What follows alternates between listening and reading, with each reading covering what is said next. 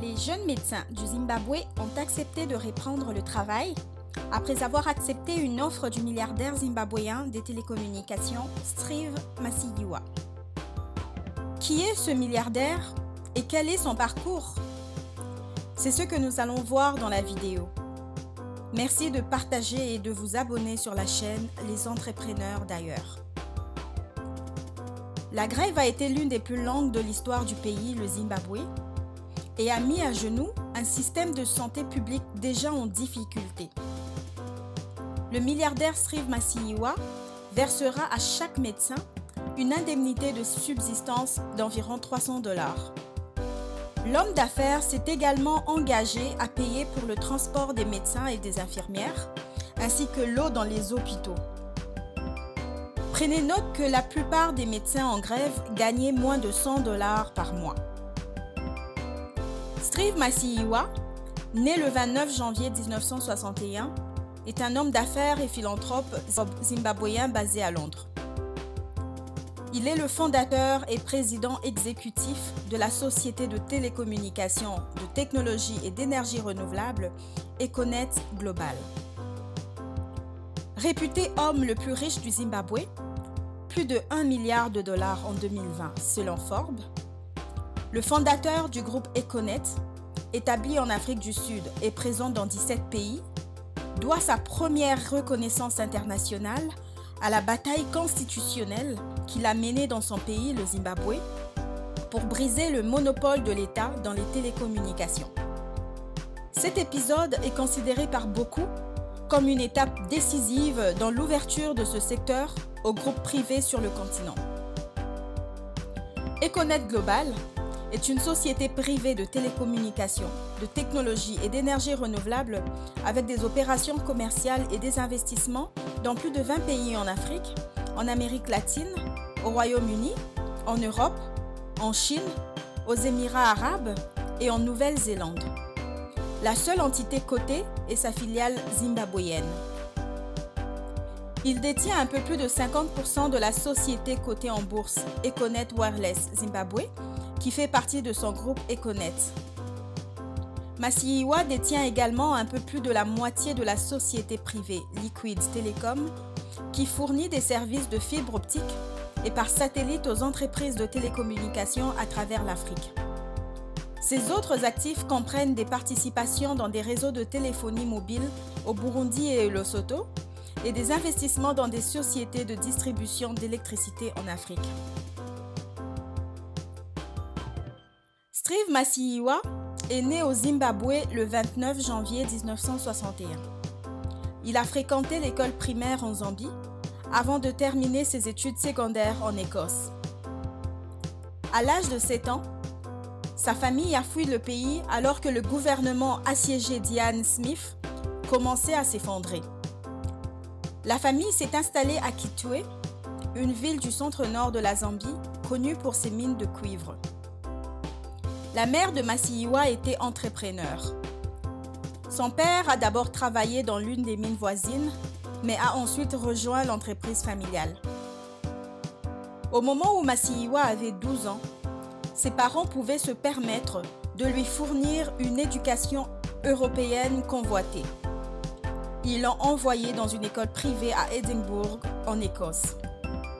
Lorsqu'il a obtenu son diplôme en 1978, il est retourné au Zimbabwe avec l'intention d'y rejoindre les forces de guérilla anti-gouvernementales. Masiyiwa est ensuite retourné à l'école en Grande-Bretagne, obtenant un diplôme en génie électrique de l'Université du pays de Galles en 1983. Il a travaillé brièvement dans l'industrie informatique à Cambridge, en Angleterre, mais est rapidement revenu au Zimbabwe en 1984, espérant aider le pays après la guerre d'indépendance remportée en 1980. Il est donc retourné dans son Zimbabwe natal en 1984, après une absence de 17 ans. Après avoir travaillé brièvement en tant qu'ingénieur de télécommunications pour la compagnie de téléphonie publique, il a quitté son emploi et a créé sa propre entreprise avec l'équivalent de 75 $ américains. En 5 ans, il avait émergé comme l'un des principaux industriels du pays ayant construit une grande entreprise de génie électrique.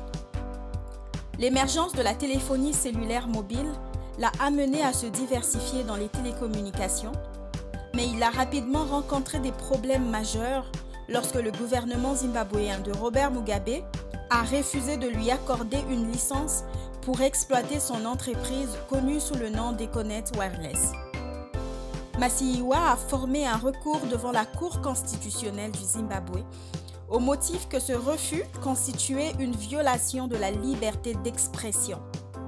Le tribunal zimbabwéen, alors l'un des plus respectés du continent, a statué en sa faveur après une bataille juridique de 5 ans qui l'a mené au bord de la faillite.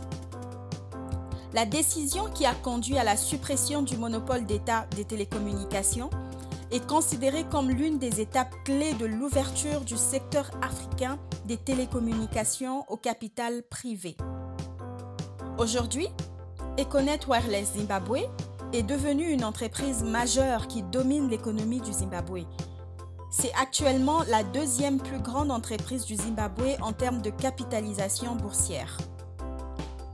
En mars 2000, fuyant la persécution des autorités locales, Masiyiwa a quitté le Zimbabwe pour ne jamais y retourner et s'est d'abord installé en Afrique du Sud où il a fondé de Econet Wireless Group, une nouvelle organisation complètement distincte de l'entité zimbabwéenne inscrite.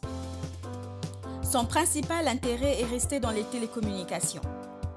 Parmi les entreprises clés qu'il a établies avec des partenaires, citons Econet Wireless International, Econet Wireless Global, Mascom Wireless Botswana, Econet Wireless Nigeria, Econet Satellite Services, Lesotho Telecom, Econet Wireless Burundi, Rwanda Telecom, Econet Wireless South Africa, SolarWay et Transaction Processing Systems. Il a également des intérêts dans des opérations mobiles en Nouvelle-Zélande, en Bolivie et en République dominicaine. La société qu'il a créée est connue pour ses opérations et ses investissements dans plus de 20 pays, notamment au Royaume-Uni, aux États-Unis, en Amérique latine et en Nouvelle-Zélande, aux Émirats arabes unis et en Chine. Après plus de 10 ans en Afrique du Sud, Masiyiwa a déménagé à Londres. Cependant, il conserve toujours d'importants intérêts commerciaux en Afrique du Sud. L'une des entreprises les plus réussies de Masiyiwa est le groupe de télécommunications privé basé à Londres, Liquid Telecom Group, la plus grande entreprise de satellites et de fibres optiques d'Afrique couvrant plus de 14 pays.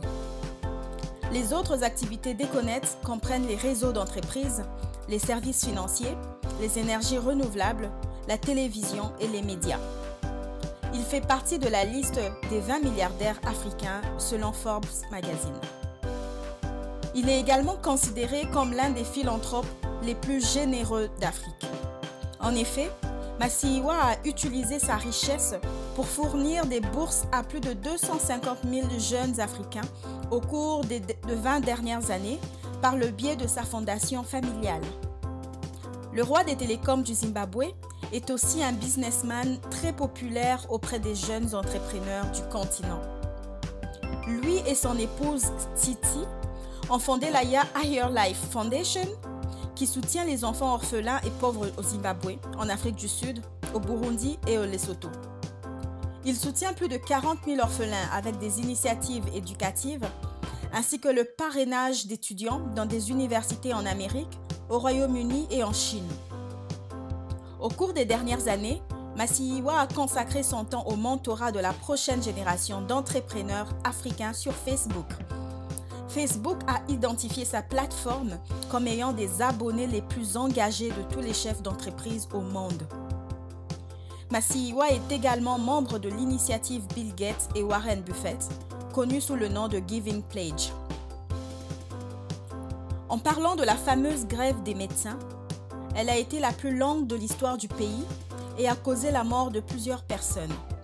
Aucun chiffre officiel n'a été communiqué, mais les observateurs ont qualifié la mobilisation de génocide silencieux. Les médecins se sont mis en grève pour demander que les salaires soient indexés sur le dollar américain, afin d'amortir une hausse sans cesse croissante de l'inflation dans la pire crise économique que le Zimbabwe ait connue. L'homme d'affaires Steve Masiyiwa s'est engagé à mettre sur la table l'équivalent de 6 millions de dollars américains, de quoi payer 2000 médecins 300 dollars par mois pendant les 6 prochains mois. Alors, que pensez-vous de cet entrepreneur? Avez-vous entendu parler de lui auparavant? Merci d'avoir regardé la vidéo et n'hésitez pas de vous abonner sur la chaîne Les Entrepreneurs d'ailleurs, d'aimer et de partager la vidéo.